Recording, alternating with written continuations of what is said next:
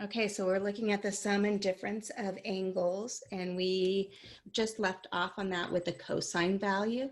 So we had seen that cosine of alpha minus beta, if we had a difference of two angles. So cosine is cosine, cosine, sine, sine, and it's an opposite sign in between.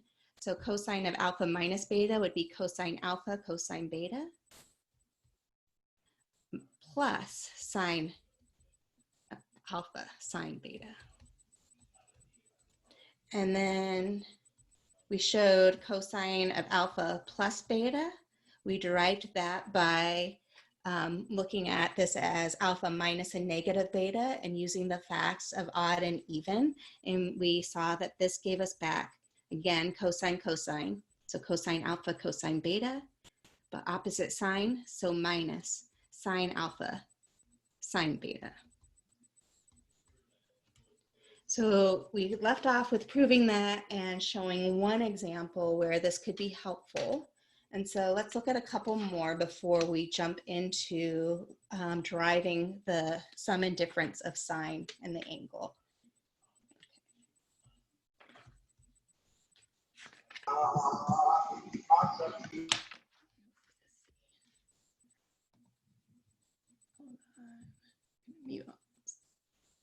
So I'm muting all of you, but just let me know if you have a question.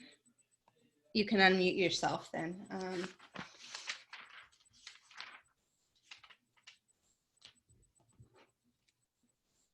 Okay, so let's say that it asked us to derive cosine of 5 pi 12ths, cosine of 7 pi 12ths, minus sine of 5 pi 12ths times sine of 7 pi 12ths.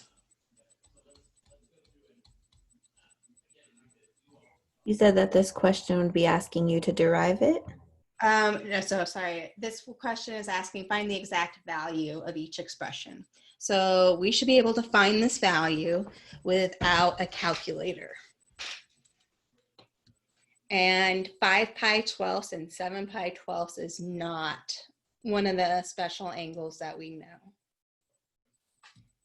But you should recognize that this looks like one of these above. So this looks like this up here. So we can say that alpha then is equal to 5 pi 12ths. And our beta value is equal to 7 pi 12ths. So since this is a minus sign in between, we know it's the cosine opposite sign, so plus. So this is going to be cosine 5 pi 12ths plus 7 pi 12ths.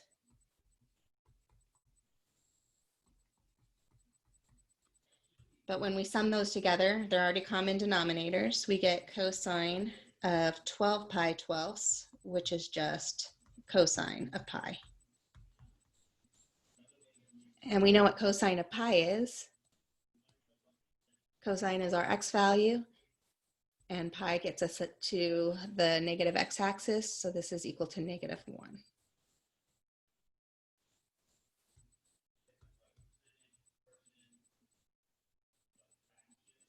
If you're given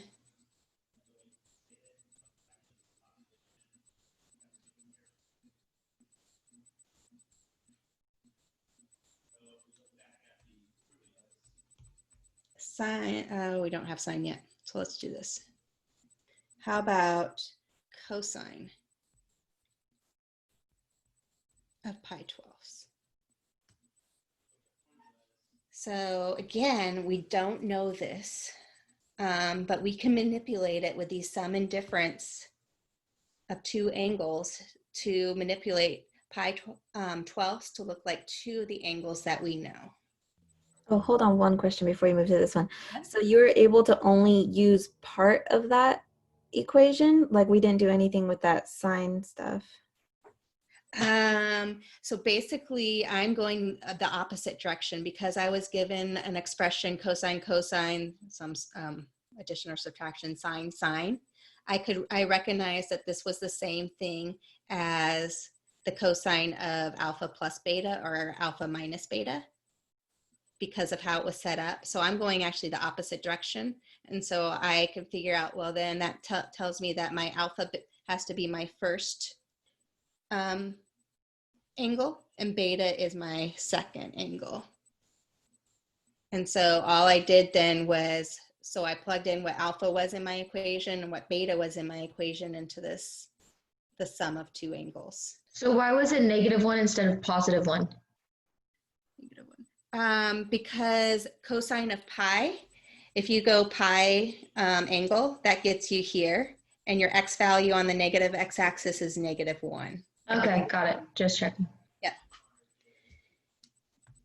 And so this time I'm going to go in the opposite direction. I'm going to try to rewrite this as a sum or difference of two angles and of ones that I know. So then I can apply and put it in this form of cosine, cosine, plus or minus sine, sine. So pi 12ths, well, we know a pi thirds and we know pi fourths. Those are special angles that we know. Notice that if we get a common denominator here, our common denominator is 12, right? And so if I look at this as 4 pi 12ths minus common denominator here, which would give us 3 pi 12ths. So these were ones that we will be able to identify. And so we can say pi 12ths is equal to this. And so we can rewrite our cosine of pi 12ths then. So cosine of pi 12ths is equal to 4 pi 12ths minus 3 pi 12ths. We don't actually have to. So I'm going to rewrite this because it makes it more sense when this is really pi thirds. Professor, Yes. where'd you get 4 pi 12s from?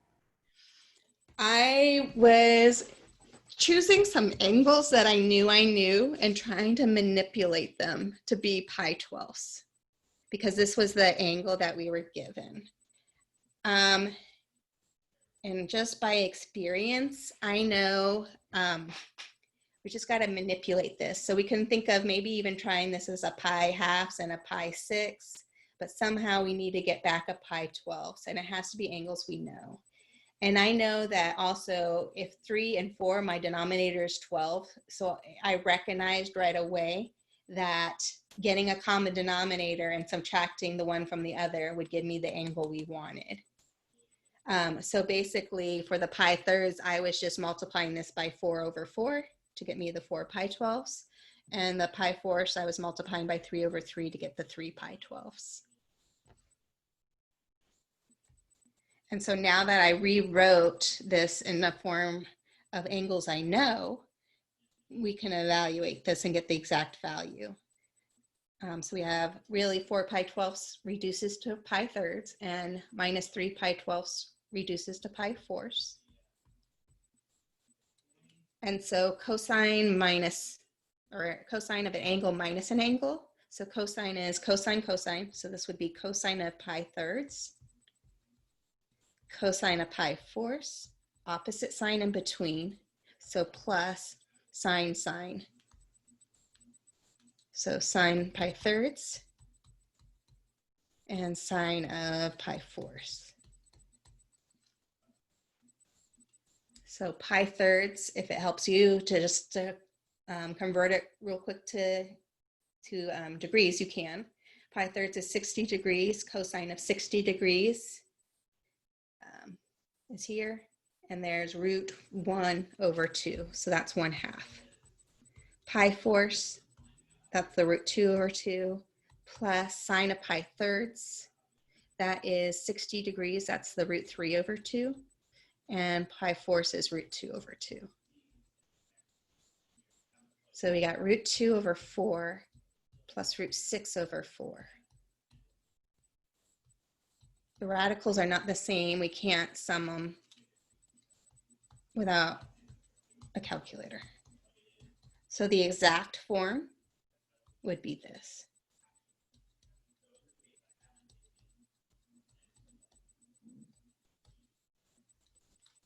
So if I didn't allow a calculator, which I probably would not on this piece, I would just ask you to give me the exact answer.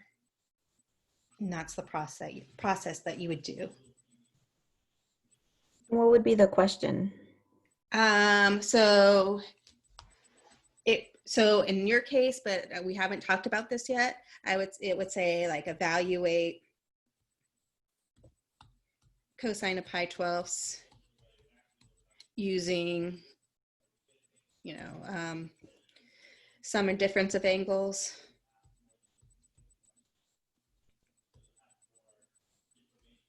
Half angles or double angles. So there's multiple ways we can do this, and we haven't learned the other ways. We'll learn that either today or tomorrow with these other formulas or theorems. But this one specifically showed the sum of difference one? Yeah, so this one we actually use this as a difference of angles for cosine. Okay.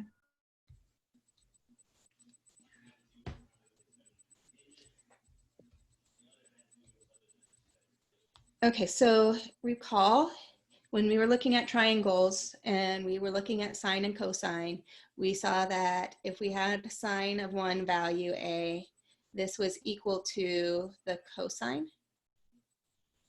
of 90 degrees minus A, or cosine of pi halves minus A.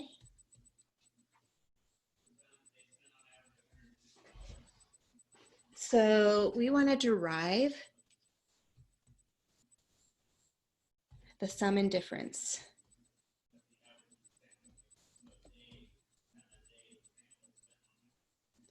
of angles for sine. And we're going to use this fact. Okay, so we already have the formula for cosine of alpha minus beta, or alpha, let me just check real quick, sorry. Or alpha plus beta.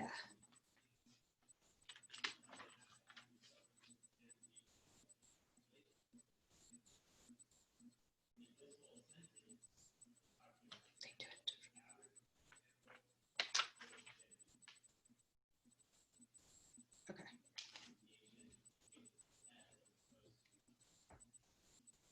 Let's start a little differently, sorry. Okay, so we're trying to find this, we're going to try to derive the sum and difference of the angle of sine. And so we want to find, let's say, sine of alpha plus beta.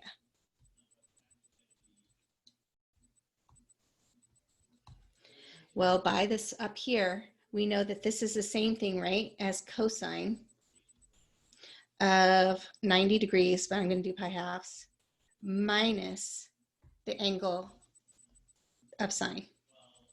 Well, it's minus this whole thing, alpha minus beta.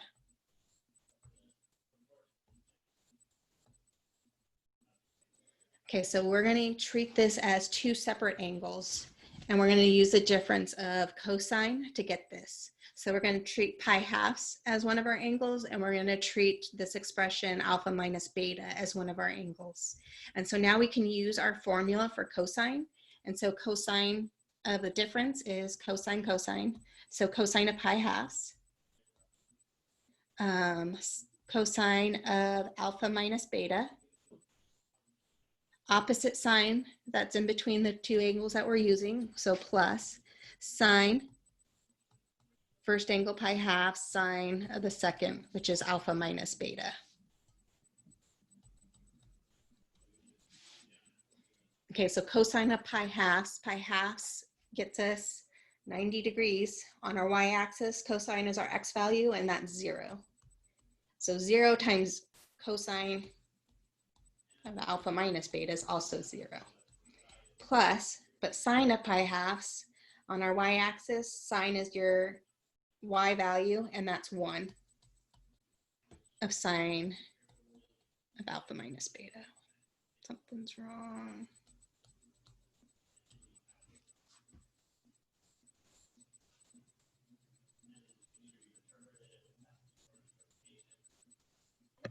Was it supposed to be alpha plus beta in the first part, the red? Oh, plus. But I still, yeah. No. Yeah.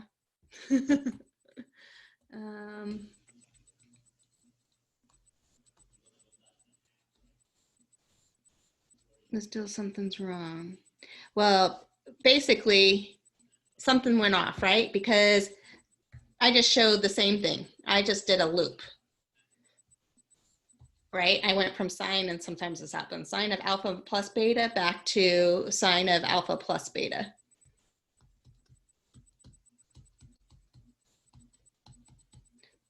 Well, that doesn't help me because we're trying to derive the formula.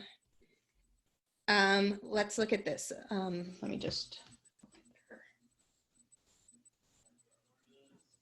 Okay, they ended up at this point, so still this point, they ended up distributing the negative.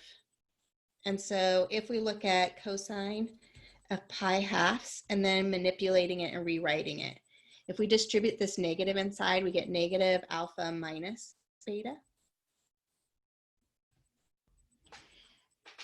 And then they regrouped it. This is how they did it. So we can regroup this. Doesn't matter which two terms we put together like we did up here, but this time let's do it where we group pi halves minus alpha as one, and then minus beta as another. And so now again, we're going to go back and we're going to use our difference of angles now for cosine. And so cosine, again, is cosine, cosine. So cosine of the first, cosine of the second, opposite sign plus sine, alpha plus beta, alpha minus, sorry, sine of alpha minus beta, no. Slow down. Sine of the first, which is pi halves minus alpha, and sine of the second beta.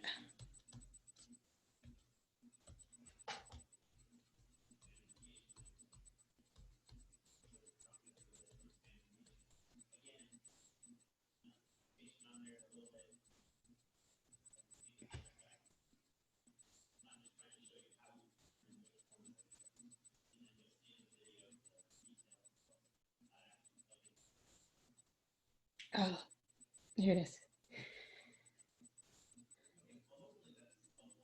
We're almost there. Notice, let's go back to our definition of cofunctions.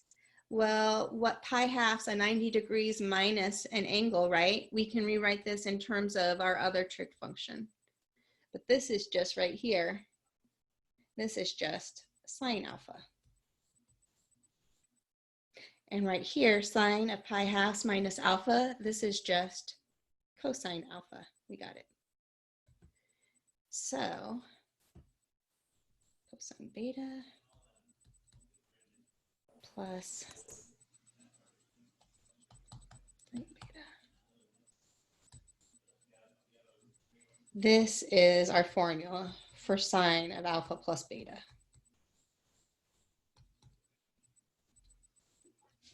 Okay, so sine of alpha plus beta is the same thing as sine of alpha cosine of beta plus cosine of alpha sine of beta. So we'll notice that sine is always sine, cosine, cosine, sine, sine, cosine, or I even do sine, cosine, sine, cosine.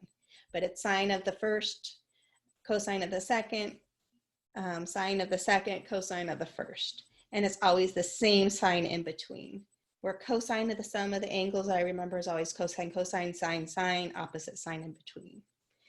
And now we can do what we had done last time. Now that we have this formula for the sum of sines, we can rewrite it and do what we did with similarly to with cosine yesterday and rewrite this alpha minus beta.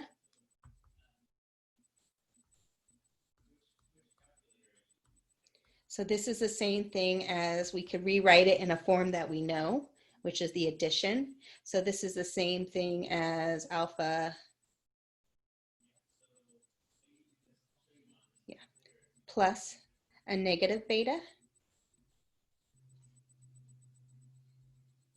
So now using this formula up here, so sine is sine cosine, so sine of the first, sine alpha, cosine of the second, negative beta. Opposite or same sign plus sine of the first, or sorry, second, negative beta, cosine of the first, which is alpha. So now we need to use the fact that this is even. And we need to use the fact that sine is odd.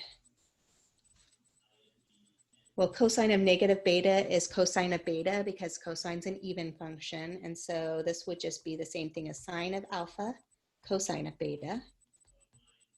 But sine of negative beta is odd. And so we can pull the negative out front. That's the same thing as negative sine of beta.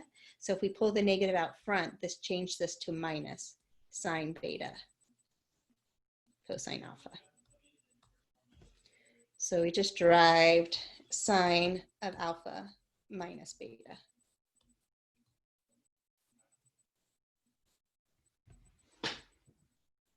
Okay, so now we can use them.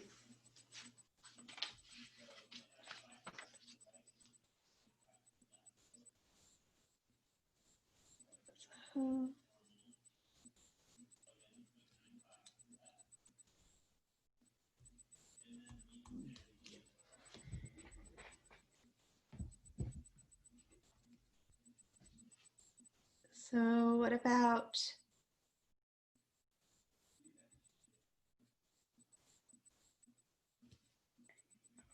I don't know.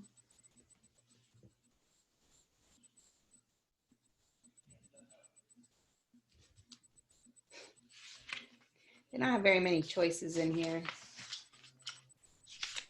Look the one in the homework, maybe. You can pull up homework. Let's see.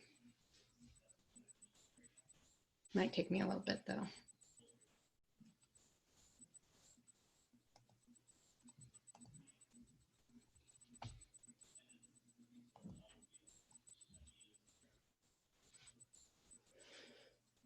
Actually.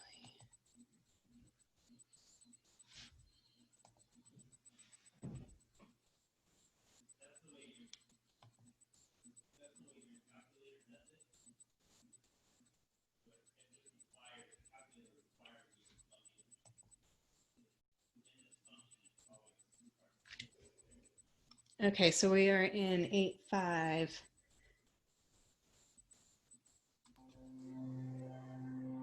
I just randomly clicked at number 12 and it looks pretty complicated. Okay, that's good to know. Let's do, so preview. We might not have gotten there yet though. Let's see if it's one like that. Let's see. Okay, so 12.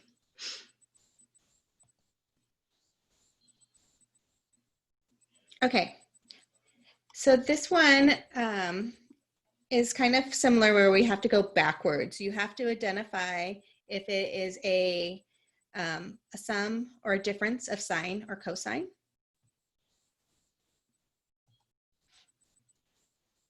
And so looking at this, let me just make sure I copied it.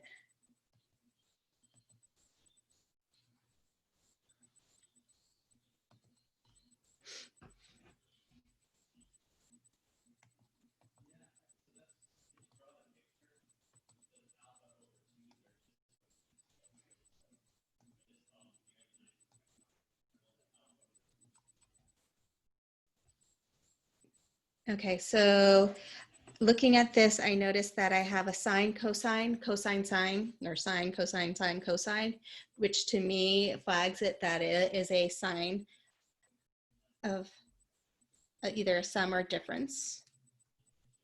And I know sine is the same sign, and it's a plus here, so it's going to be a plus in between. And so we have one angle, our first angle, psi 7 pi 12ths. And we have our second angle, which is pi 4ths. So let's rewrite this and getting a common denominator. So this is the same thing as sine of 7 pi 12ths plus, well, this is the same thing as 3 pi 12ths. So 7 pi plus 3 pi, that gives us a 10 pi over 12. But that fraction reduces. They both have a 2 in common in the numerator denominator. 2 goes into the numerator. We're left with a 5 pi. 2 goes into 12. We're left with a 6. So we have sine of 5 pi 6, which is one that we know. And so if you rotate 5 pi 6, we need one more pi 6 to give you to a pi. And so that pi 6 is what our reference angle is.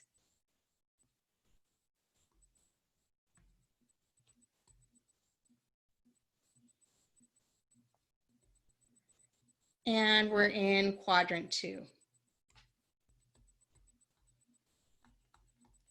And sine of theta going to be greater than 0 because quadrant 2 sine is positive. And so we can evaluate this. This is the same thing as positive sine of pi 6. And pi 6 is 30 degrees. Sine of 30 degrees is 1/2.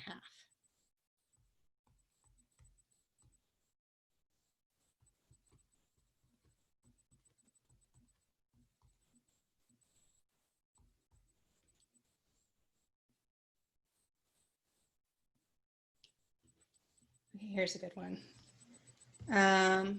Find the exact value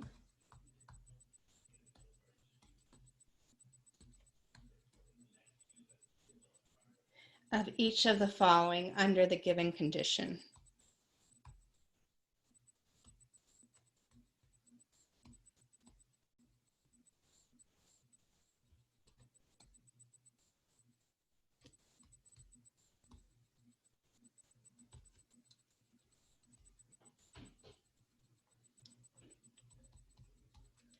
Okay, so we're looking at sine, let's see, we're given that cosine of alpha is equal to root 5 all over 5. And we're given that alpha is between 0 and pi halves. Excuse me, Professor. Yeah. What does the word say after the, and then it says conditions? Find the exact value of each of the following under the given conditions. Thanks. Yeah, that's a G. And then sine beta, you're also given. Sine beta is -4/5. And you're given that beta is between negative pi halves. It's less than beta, which is less than 0. Okay, so this is going to be helpful later on. So here, alpha, that tells me is in quadrant 1. And beta is contained in quadrant 4. And they're asking us to find, let's say A is sine of alpha plus beta.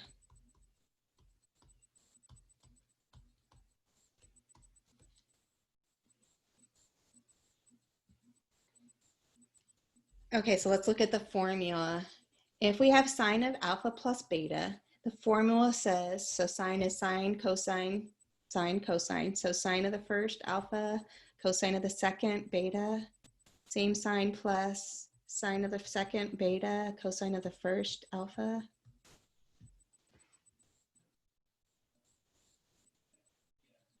I know what part of them are. I know what cosine alpha is. That's right here. And I know what sine beta is. And so sine beta is right here. So I have two pieces, two of my trig functions out of the four. I need to figure out these two. So how can I figure out what sine of alpha is when I know what cosine of alpha is?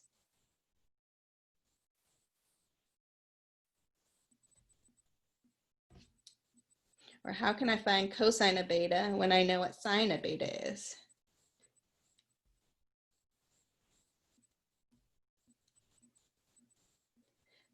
Okay, so sine beta, right, we were given is equal to -4/5. Well, let's just think of our triangle. Let's ignore the negative for now. So if I put beta here, sine is opposite. So this would be a 4 over hypotenuse 5. So we can figure out what cosine beta is. We need to figure out what the adjacent side is, but we've been good at our triangles, hopefully. So this is the same thing as the square root of 25 minus 16, which is the square root of 9, which is 3.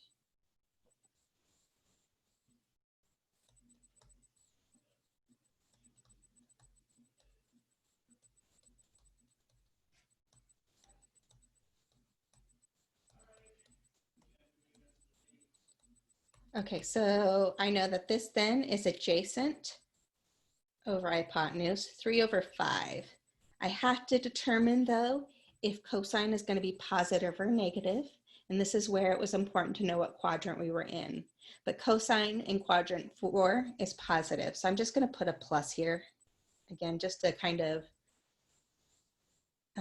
stress that we have to figure out the sign of that. So I can do the same thing when I'm trying to figure out what sine of alpha is. I can use the fact that we know what cosine of alpha is and use our triangle. So sine of alpha, and we know what cosine of beta is. Cosine of alpha, which is root 5 over 5. So make your triangle. And so again, you're going to be making lots of triangles and doing this all the time, especially this section. So this is adjacent, root 5. Hypotenuse is 5. And so here, my b value, that's equal to the square root of 5 squared, 25, minus the square root of 5 squared, which is 5. This is equal to the square root of 20. But I can pull out a piece of that, which is a perfect square. So this is the same thing as 2 root 5.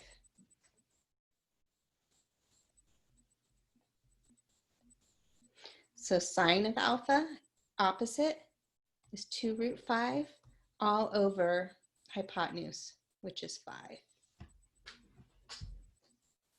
So now we can go in and we can plug in those values for each piece.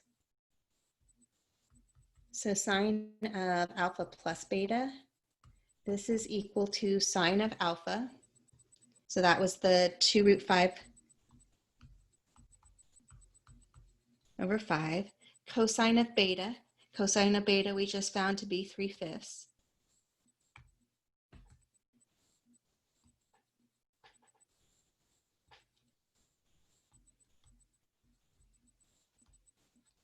Plus sine of beta. Sine of beta was -4/5.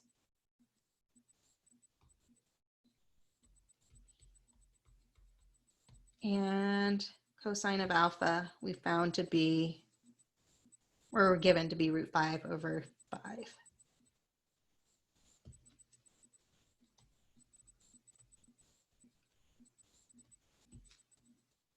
So let's just clean it up a little bit.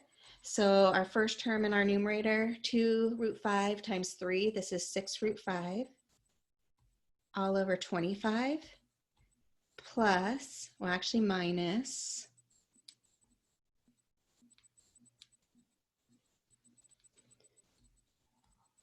And this is 4 root 5 all over 25. So we can put this as a single fraction.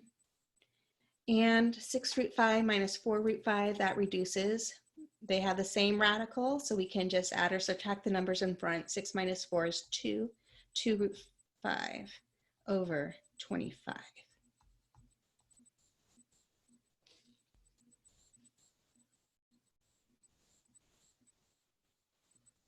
Oops.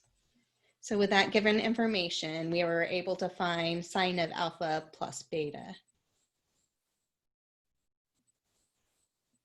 The other pieces are telling you to find, cosine of alpha plus beta, sine of alpha minus beta. We haven't talked about tangent yet.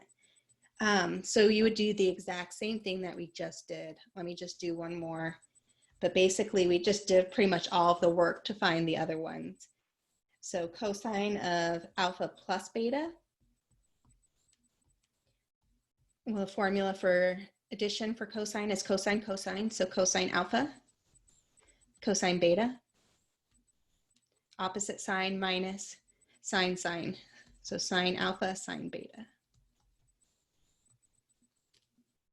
Again, you just did all that work and you found the ones that we didn't know from the ratio sides that we were given using the triangles. And so cosine of alpha, let's just look it up here. Cosine of alpha, that was the root 5 over 5. The cosine of beta, that was positive 3 over 5. Minus sine of alpha, that was 2 root 5 over 5. Times sine of beta. Where'd it go? Sine of beta is negative 4/5. Simplify. 3 times square root of 5 is 3 root 5 all over 25. This is really now a plus because minus times a minus plus.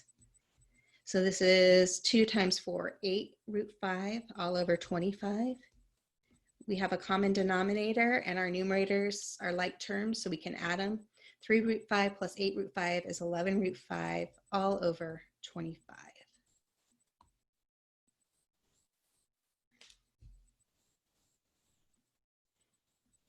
So basically we're using things that we were doing before with the triangles, angles, and being able to find, given one trig functions, being able to find the other trigonometric functions.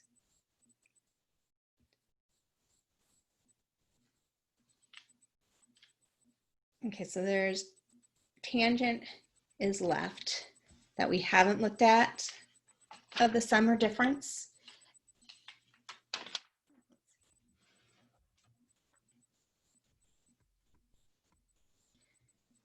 So we have tangent of alpha plus beta.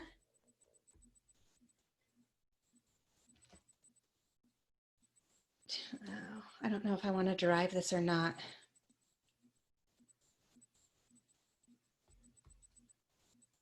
So this one is tangent of alpha plus tangent of beta all over 1 minus tan alpha tan beta. So tangent's almost identical on each one, just like all the other ones were. Tangent of alpha minus beta, and instead this is tangent of alpha minus tangent of beta all over 1 plus tan alpha tan beta.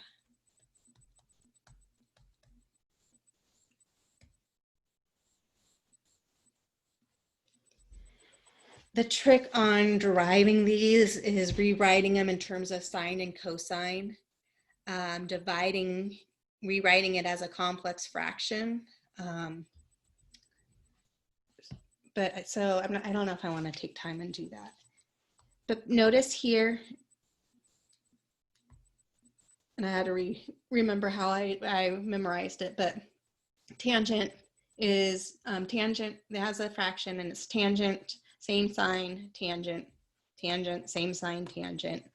And the other one is going to be 1 opposite sign, tan, tan, 1 opposite sign, tan, tan. So same sign in the numerator, opposite sign in the denominator.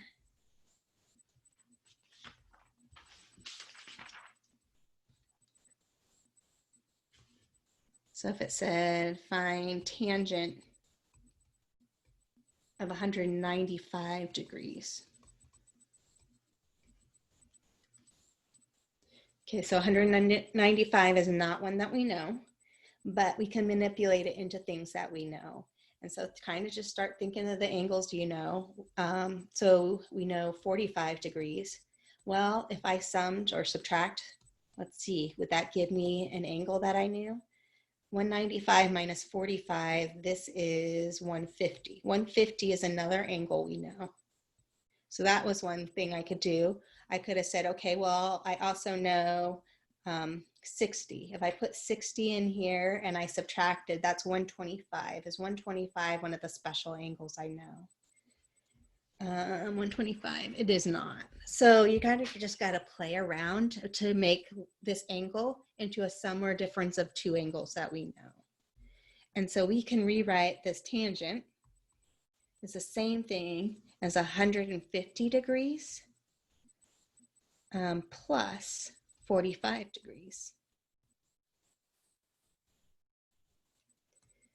Okay, and so by the sum of angles for tangent, this is tangent of the first, tangent of 150, same sign, plus tangent of the second, 45, all over 1 opposite sign minus tan of the first, 150, times tan of the second, 45.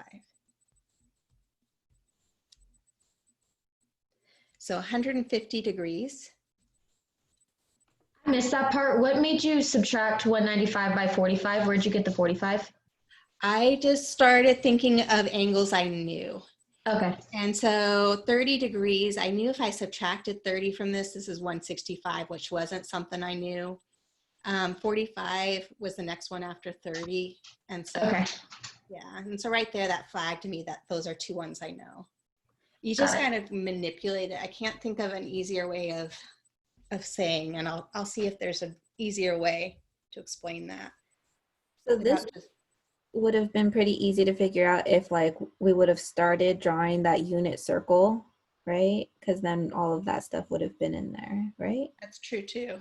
Right. So you would have known where your angles were, special angles, and seen it maybe. Okay, got it. 150 degrees, my reference angle is 30. And so tangent of 30, that one has the 3 in it. And so that's the root 3 over 3. But tangent in the second quadrant is negative. So this would be negative root 3 over 3 for tangent of 150 plus tangent of 45, that's 1. It's root 2 over 2 divided by root 2 over 2. 1 minus tan of 150, well, we just found that, negative root 3 over 3, times tangent of 45, which was 1. So we can clean it up a little bit. We can get a common denominator, or we have a complex fraction. And so if you multiply by a fancy 1, and that fancy 1 is your LCD of all the fractions within here. Well, the LCD of the fractions within here is 3.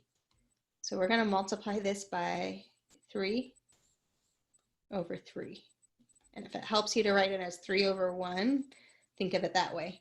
So when we distribute it, the 3's cancel in the numerator denominator. You're just left with negative root 3 for that first piece in the numerator.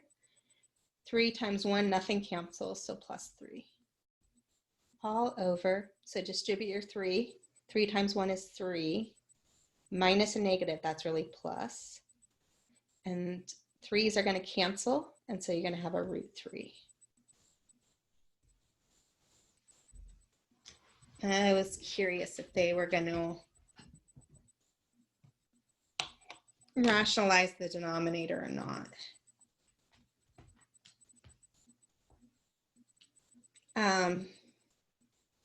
Normally I would have you rationalize the denominator, but at this time I don't know if that's necessary.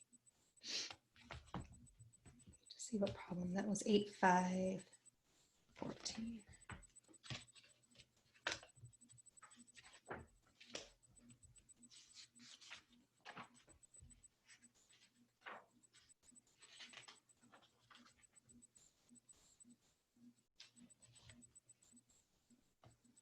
Yep. Okay, let's rationalize the denominator. We have a radical in the denominator. There's more than one term, and when there's two terms, you multiply by the conjugate. And so we're going to multiply by the conjugate of that 3 plus root 3. Conjugate is 3 minus root 3.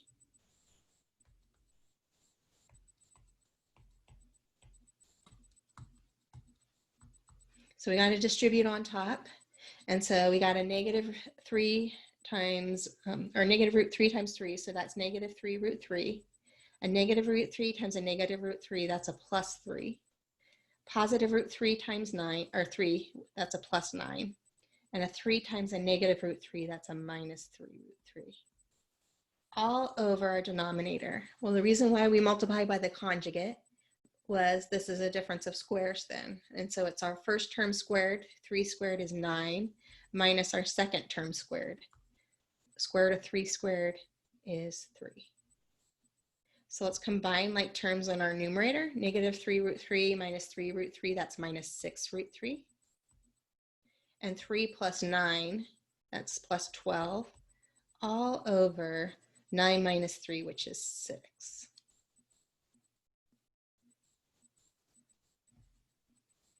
We can factor out a 6 on top. If I pull a 6 out on top, notice I'm left with I kind of like to put the positive first. So let's, well, this is negative root 3 plus 2. All over 6. Those 6's cancel. And so I'm just going to rewrite it 2 minus root 3.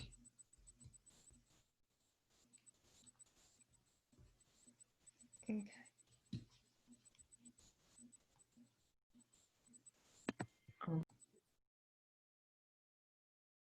Okay, so let's do a few more examples from this section on sum and differences of angles. So let's say you're given that f of x is equal to sine of x.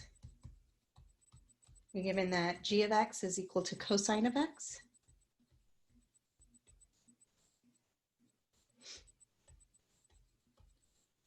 And you were asked to find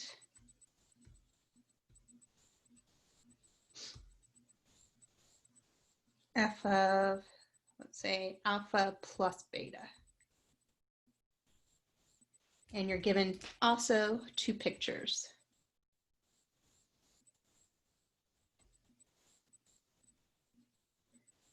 And so the first one you're given of alpha. And you have this little sliver in here, and they tell you that this is alpha. And they say that this point here is at x, comma 1. And they also tell you that this circle here is actually x squared plus y squared equals 4.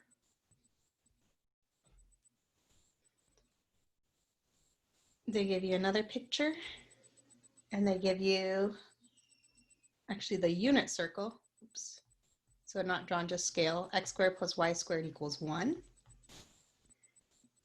And they give you beta.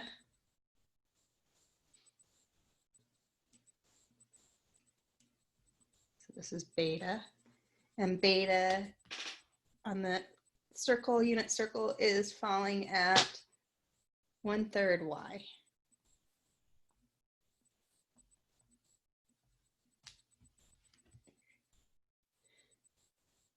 Okay, so using this bit of information, we should be able to find f of alpha plus beta. So f of alpha plus beta. So we're going to look at that, and we're going to plug in alpha plus beta wherever we see an x in f of x. And so we want to evaluate what is sine of alpha plus beta. We're using our formula of sine. Sine is, for sum of angles, is sine cosine. So sine alpha cosine beta. Same sign plus sine of the other, beta cosine alpha.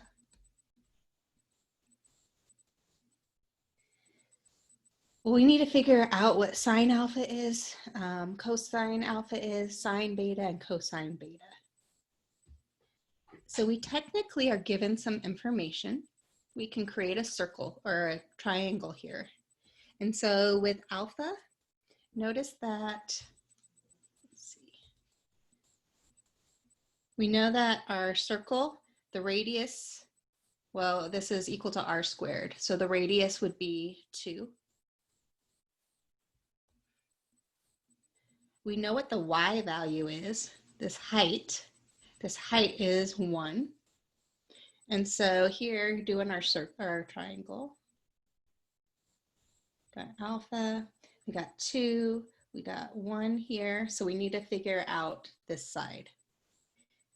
Let's just call it A. And so we know that A is equal to the square root of the hypotenuse squared, which is 4, minus the other leg squared, which is 1. So A is equal to root 3.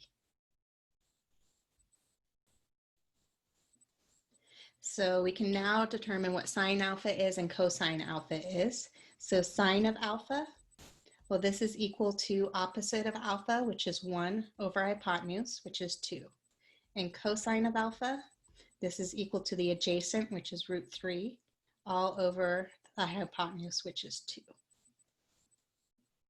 So we want to do the same thing and create a triangle with beta.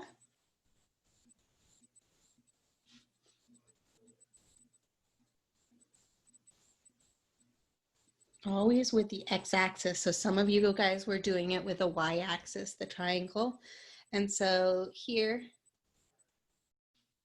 let's just call it beta reference. Okay.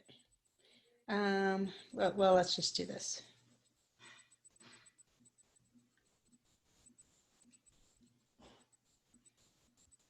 So beta.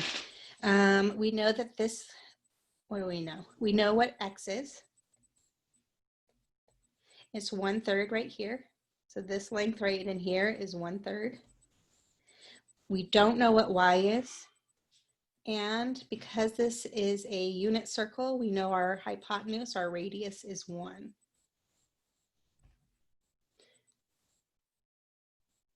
And so now we can do our triangle. So sine of beta. We have to know that sine, though, in the fourth quadrant is negative. So this is equal to negative. Where was my beta? Oops, and we got to figure out what y is. Sorry. Y is the square root of 1 squared minus 1/3 squared. 1/3 squared is 1/9.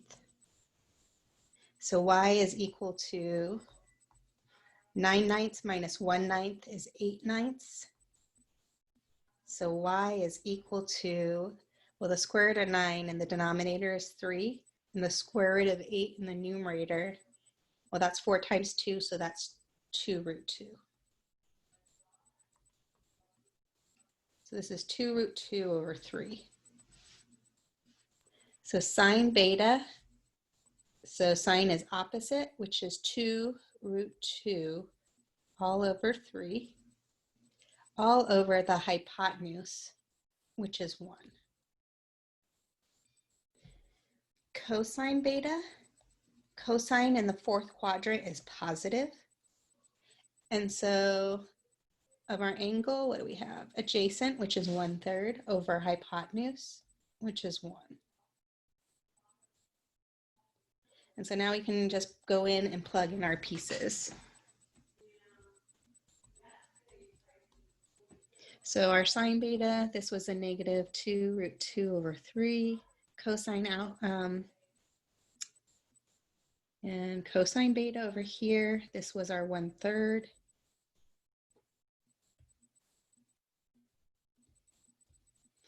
Sine of alpha up here, sine of alpha we found to be 1/2.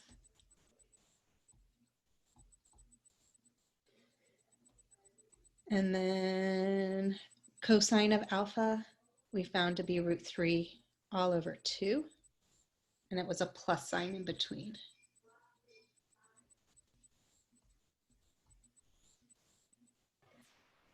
Okay, so, yeah. I'm a little confused. Why did we know the radius? Like, what about those equations are making us know the radius? Because if we didn't know the radius, we would only have one side of the circle, unless we knew it was a unit circle. And so since we know the radius, we basically know the hypotenuse always on that when we make that triangle, because that's the length of the radius. So the radius was given in the problem? It was given that the unit circle that the circle that that line was lying on was x squared plus y squared is 4. So that told me right there that that was not the unit circle that we normally use. This one, x squared plus y squared equals 1, told me this was the unit circle. So I could apply that r was 1 here. So it was a little different because normally we just deal with the unit circle. So it was kind of noticing that that was a 4 in that picture they gave us.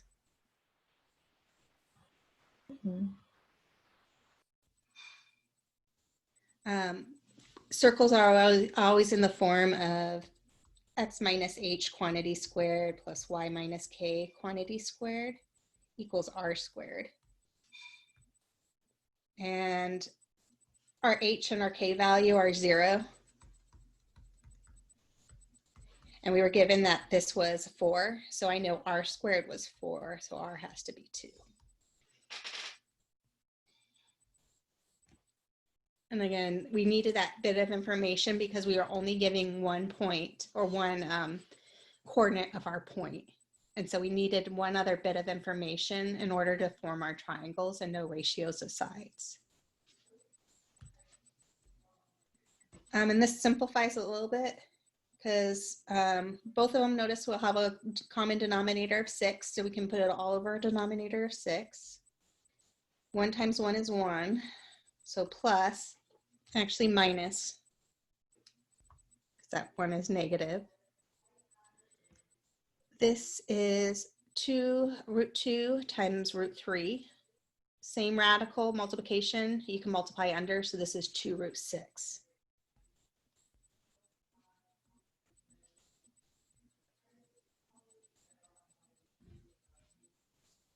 I'm just going to say that's just the question. So the other things were the same idea. You had to use, and we did already filled out the triangle, so you could use that information. So it might have said find g of alpha minus beta. And so you would have to use the difference of angles for cosine, that formula, and then use the triangle to put in the pieces.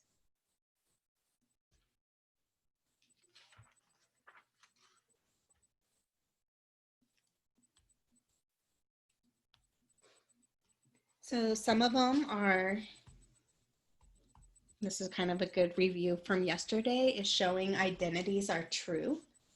So for instance, if you have sine of alpha plus beta, and that is all over cosine alpha cosine beta,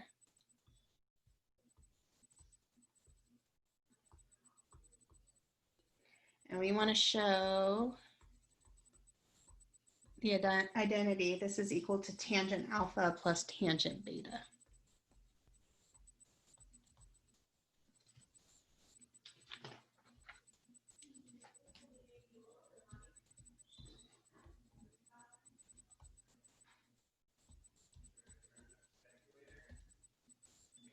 Okay, so when we're showing identities are true, we want to pick a side and just work with one side.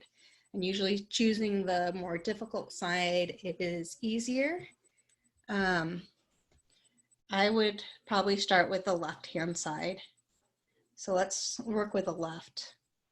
And so determine and write down which side you're working with.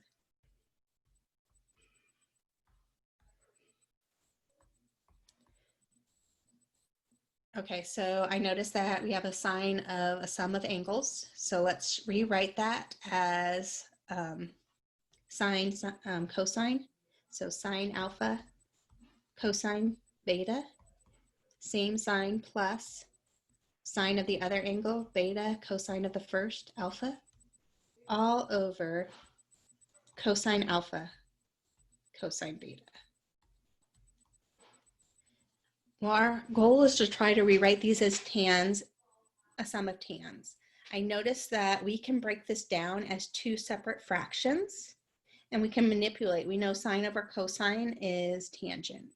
So let's break this down as two separate fractions. So sine of alpha, cosine of beta, all over cosine alpha, cosine beta, plus, this is the same thing as sine beta, cosine alpha, all over this denominator. I'm just going to rewrite the order. I'm going to put cosine beta first, cosine alpha. So notice things simplify. We have cosine beta times in the numerator and cosine beta in the denominator. It's strictly multiplication, so we can cancel. Same thing over here, cosine alphas. So we're left with fraction, a ratio sine alpha over cosine alpha, but that is just tangent alpha. Plus, and sine beta over cosine beta, that's tangent beta, which is what we were trying to show. And so we're done.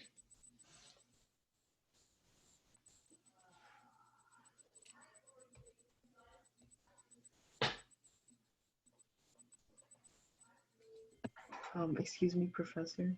Uh-huh. Why did you put that square, the red square? This represents you're done with your proof. Oh, okay. Thank you. Yep.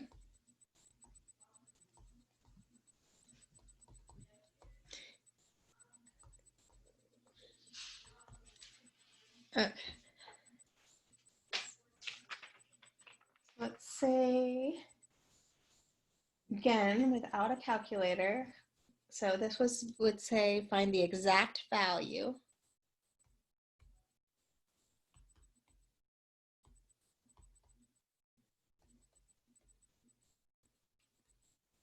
of, let's say, sine, parentheses, so it's composition of functions, of sine inverse, parentheses, root 3 over 2, end your parentheses, just for that sine inverse, plus cosine inverse of 1.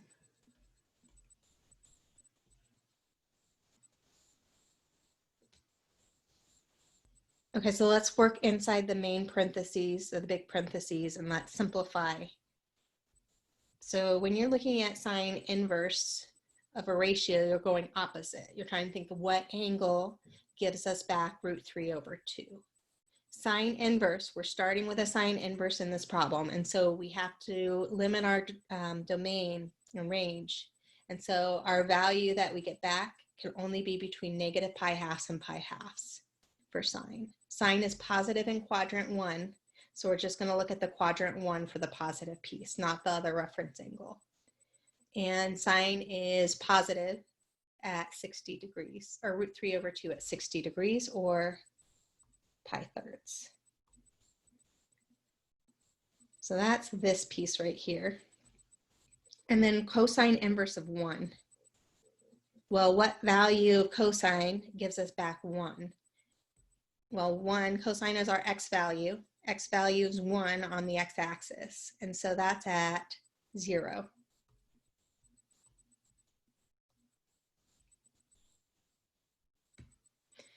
And so now we can simplify. This is just sine of pi thirds. Well, sine of pi thirds, that's the same thing as 60 degrees, is root 3 all over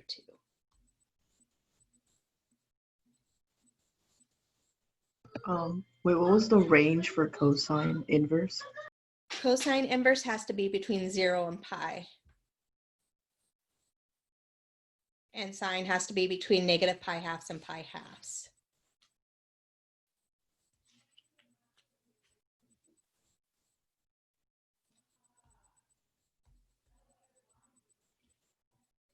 That one we knew the values of those inverse, but not always do we know those. And so just like we had done before, we did these before where you had a sine of a sine inverse or something of a trig function that you didn't know. So let's say you have sine of sine inverse of -4/5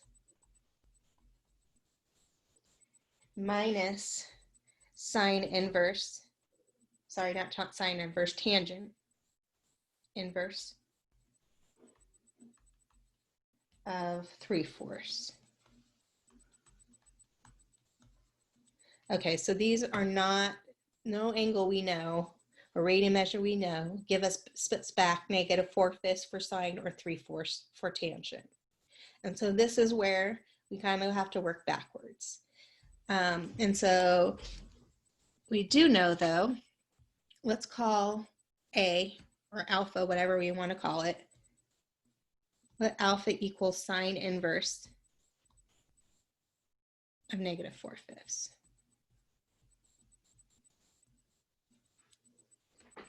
Then we know that sine alpha, if we take the sine of both sides of this equation, well, sine alpha then is equal to -4/5. Alpha, because sine is giving me a negative result, has to be in quadrant 4. If I hadn't started with the inverse, then I'd have to consider the other place that it could be where sine is also negative. Beta, or not beta, yeah, let's call it beta.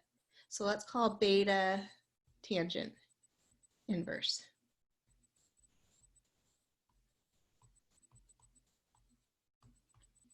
Of 3/4. And so again, we can take the tangent of both sides. So we would get tangent, in this case, beta is equal to, well, tangent of tangent inverse is just the argument of back of 3/4. We were dealing with tangent inverse. Tangent inverse, the domain range, the range is between -π/2 and π/2. That was where it was 1 to 1 and we limited it. And so this is tangent inverse is positive, so we have to be in quadrant 1. So beta is contained in quadrant 1.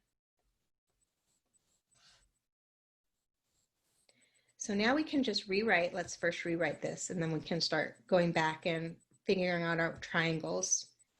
But right now we can rewrite this. We did some substitution. This is the same thing as sine of, well, sine inverse of -4/5 we called alpha.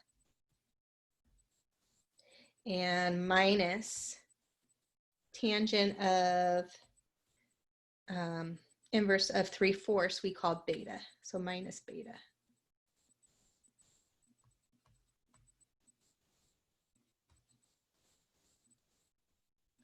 And so we have a difference of angles for sine. And so let's figure out which ones we need. Well, sine is sine cosine, so sine alpha cosine beta, same sign, minus sine of the opposite, sine beta cosine of the first, alpha. So we need to figure out what sine alpha is, cosine alpha, cosine beta, sine beta. We can make our triangles to do that. So if I make a triangle here,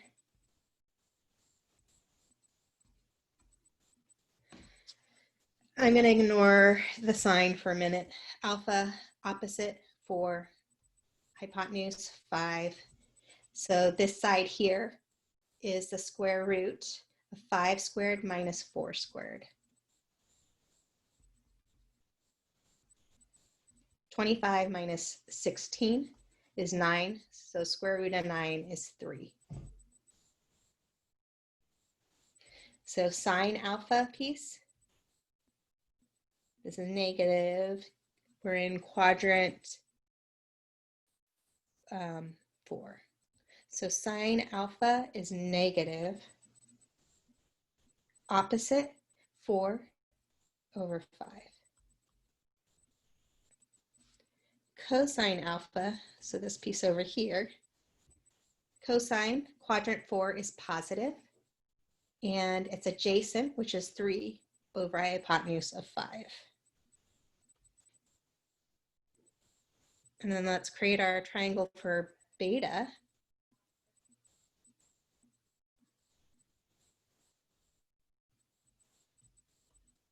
Well, tangent beta is 3/4. And so beta is opposite 3, adjacent is 4. Hypotenuse is the sum of the square of the legs, and the square root of that. So 4 squared is 16, plus 3 squared is 9. 16 plus 9 is 25. The square root of 25 is 5. And so cosine of beta, we're in quadrant 1, so everything's positive in quadrant 1. Cosine of beta, adjacent, is 4. Hypotenuse is 5. And sine of beta is opposite, which is 3. Hypotenuse, which is 5. And so now we can simplify.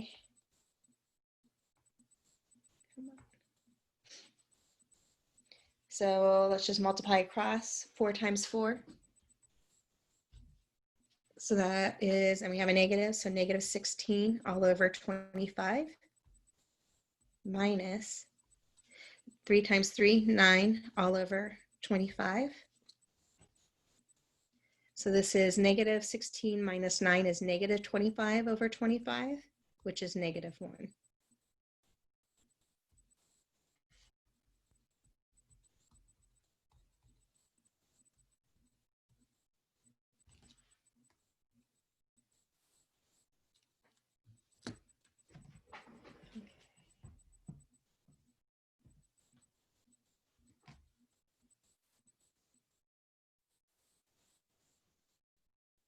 Okay, I want to do, I think, one more.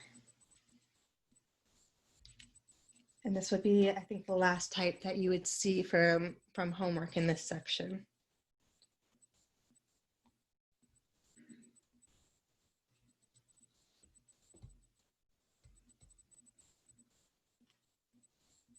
Let's say you have sine of sine inverse of u minus cosine inverse of v.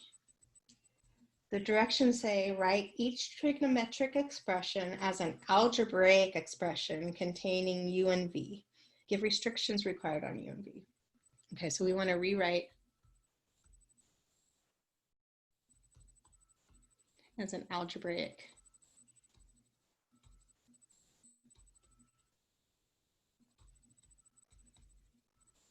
expression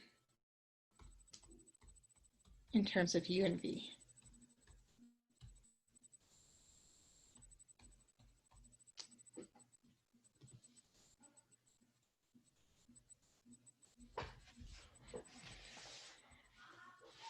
Okay, so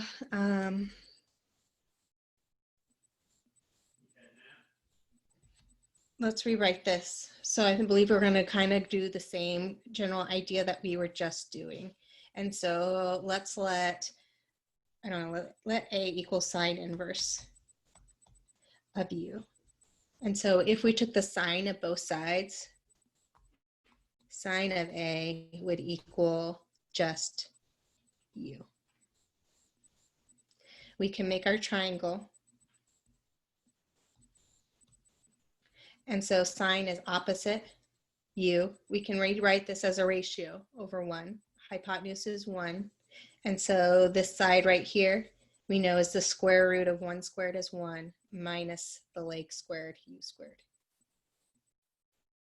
Let's do the same thing. Let's call B, maybe you should call, well, usually we call them capital letters for angles. Let me just change that to capital.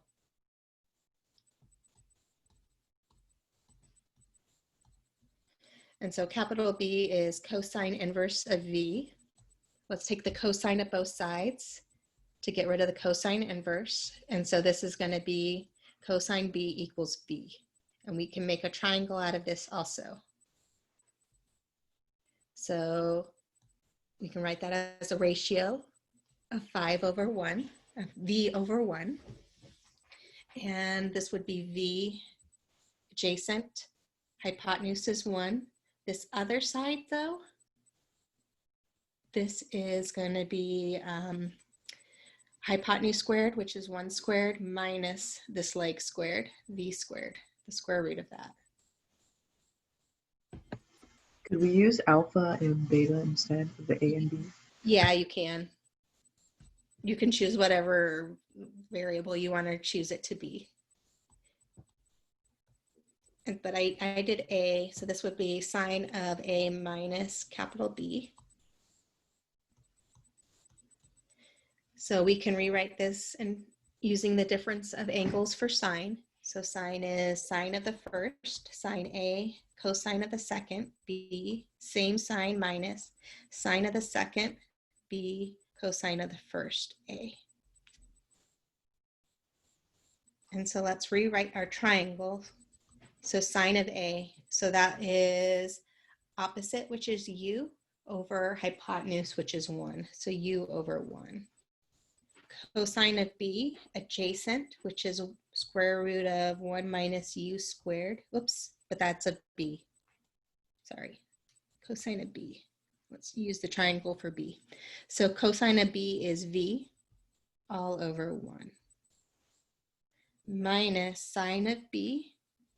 So sine of B, that one is opposite, square root of 1 minus V squared, all over hypotenuse 1, all times cosine of A.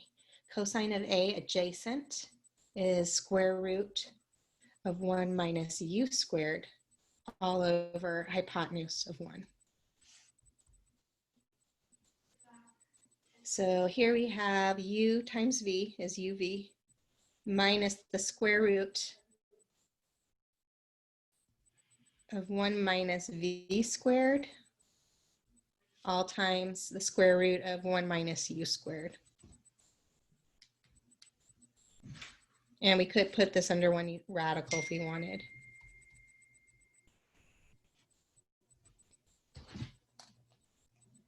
Okay, and we're done. So we just rewrote this as an algebraic expression just in terms of U and V. There's no more trigonometric functions in this expression. Professor, Mm-hmm. do you think you could do like one example on like an inverse trig problem, but like the inside you have to be using like a reference angle? I don't know if that made sense, but like there's some problems on the homework that were like that, and it's really confusing. Okay, maybe this one might be doing it. Hold on. So there are like, it would be better if you like had a specific example. So I'm not trying to guess, but it could be something like this. And this is from this section too. So this is sine theta minus the square root of 3 cosine theta equals 1. So solve each of these equations on the interval between 0 and 2 pi. Was it like a solving equation like this, and sometimes you had to use inverses? No, it was like strictly just inverses. I think it was from 8.2. Do me a favor, pull one out this evening, a couple of them, and bring them in tomorrow. And specifically, it would be great if you brought it in at 10, because I'm here at 10 to answer questions. Because we only have a few more minutes, let me just kind of do that, but bring that one of those in, because I know you were talking about that yesterday too. So I'd love to help and do one of those. Okay. Okay, thank you. Yeah, so solving an equation, there's multiple trig functions in here. And so we have to solve this, and it would be better if we could rewrite this in terms of one trig function.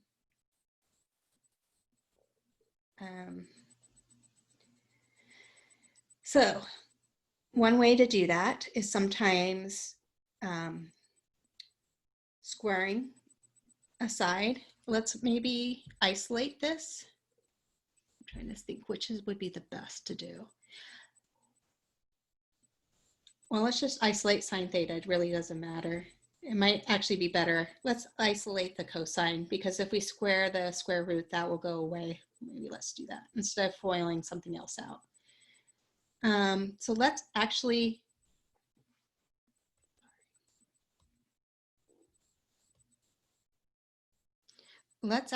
add, I just want that positive. Let me add root 3 cosine theta on both sides, and let me subtract 1 on both sides. And so if we do that, we get sine theta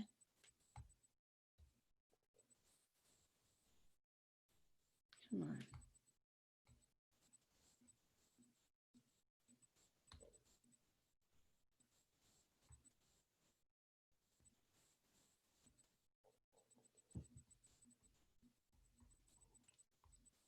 Minus 1 is equal to root 3 cosine theta. So I just kind of manipulated this by subtracting again the 1 and adding the root 3 cosine theta. Let's square both sides of our equation. We need to be careful here. Remember, if you raise both sides by an even power, we might get what are called extraneous solutions, answers that don't work. And so because we're raising both sides by an even power, we have to check our solutions, check our answers. Okay, so if I square sine theta minus 1, be careful. You can't just square each term. There's a difference in between. So you have to FOIL this out. Sine theta minus 1 times sine theta minus 1. This is equal to, there's only one term in here. So I can square each piece using rules of exponents. So the square root of 3 squared is just positive 3. And the square cosine squared is cosine squared. Oops, and this should have a minus 1 in here. So let's distribute that sine theta minus 1 times sine theta minus 1. So this would give us sine squared theta. This right here, that's going to give me a negative sine theta. Here's another negative sine theta. So that would be negative 2 sine theta. And negative 1 times negative 1 is plus 1 equals 3 cosine squared theta. But I know that cosine squared could be rewritten in terms of sine squared. But cosine squared theta, by the identity, cosine squared plus sine squared equals 1. Cosine squared theta is equal to 1 minus sine squared theta. So let's go in and let's replace that cosine with the sine squared theta, or 1 minus sine squared theta. So doing that, we have sine squared theta minus 2 sine theta, still, plus 1 equals 3 times the quantity of the 1 minus sine squared theta. Okay.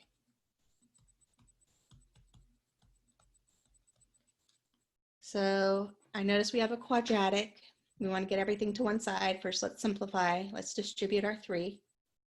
And so we get sine squared theta minus 2 sine theta plus 1 equals 3 minus 3 sine squared theta. Get everything to one side. Let's add 3 sine squared theta. That would give us 1 sine squared theta plus 3 sine squared theta is 4 sine squared theta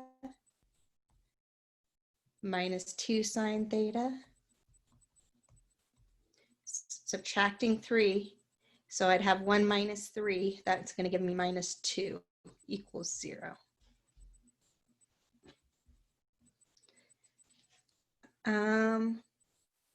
So we want to factor this. So this does factor. We can pull out a 2 first if we want. So this would be 2 sine squared theta minus sine theta minus 1. equals 0. Think of this, if it helps you, with not the trig function. So factor 2x squared minus x minus 1.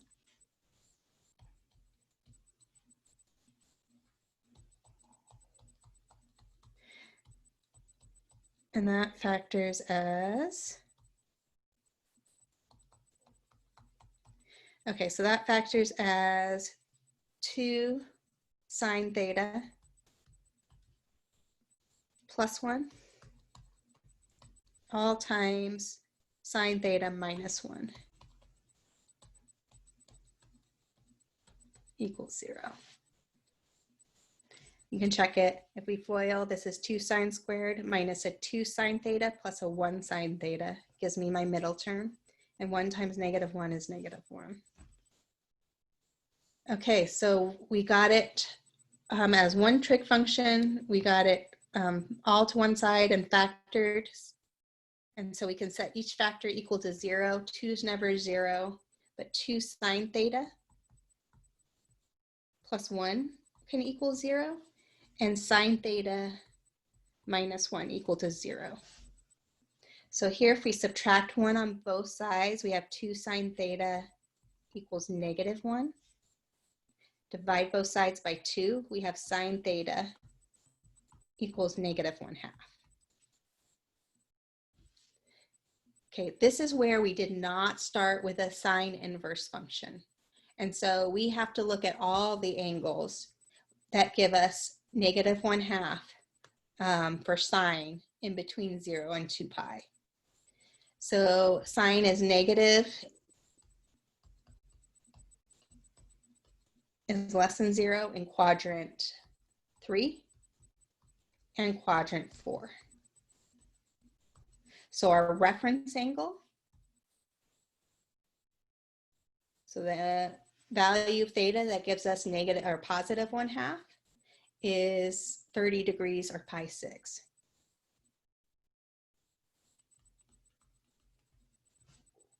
So I have my pi here minus a pi6. So 6 pi6 minus 1 pi6 is a 5 pi6.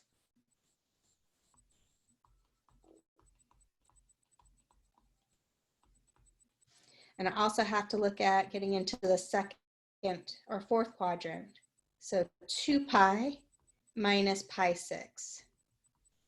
Well, this would be a 12 pi6 minus a 1 pi6 is 11 pi6. So that's just for this first factor. Second factor, when is sine theta equal to +1? Well, there's only one value between 0 and 2 pi where sine theta is 1.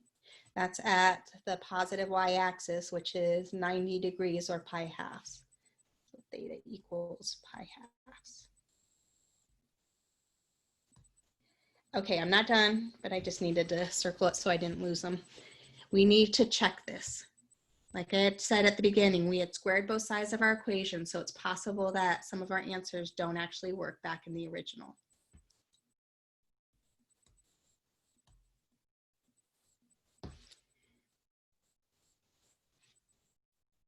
And so sine of 5 pi6, that what is -1/2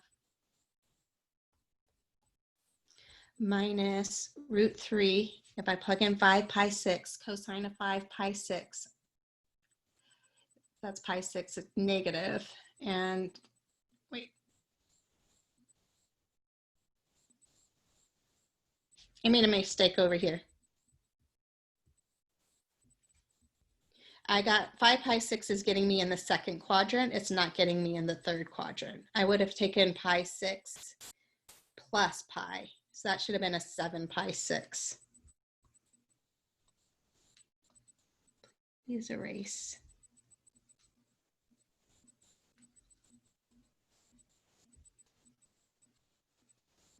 That's a 7. So 7 pi6. Which we knew sine was negative. This is going to be negative √3/2, -3 cosine of 7 pi 6 is negative 30 degrees is root 3 over 2. Does that really equal 1? This is negative 1/2. This is a positive 3, so plus 3/2. That's 2/2. 2/2 is equal to 1. So 7 pi 6 works. Now you have to do the same thing with 11 pi 6. 11 pi 6, we get negative 1/2. I don't think this one's going to work.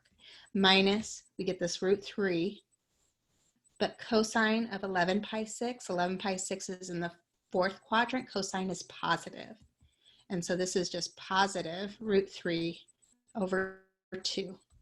Does that equal 1? No, because this is negative 1/2 minus 3/2 does not equal 1. So this 11 pi 6 is not part of our solution. One more, pi halves. So if we plug it back in the original, sine of pi halves, that one is 1. Cosine of pi halves is 0, so that would work. So there's only 2 solutions that work. Theta equals 7 pi 6 and pi halves.